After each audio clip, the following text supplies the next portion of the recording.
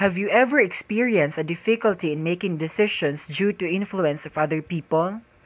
Like for example, every Friday night, you and your friends are going out and have a movie marathon, but you have a project that must be finished and pass it on the next day. Would you rather spend your time with your friends or finish your project? This is just a simple example to easily understand the Kantian model. Kantian model was developed by Immanuel Kant, a German philosopher. He is one of the most influential philosophers in the history of Western philosophy.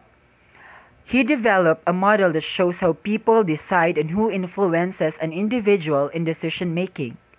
It could result in good or bad thing. It depends on how people use their ethical consideration in decision making. These are the list that influences a person's decision making.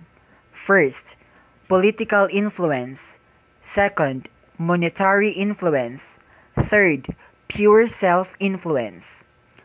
This is the ethical consideration that must use in decision making. It is called as ethical consideration triangle. Take a look at it.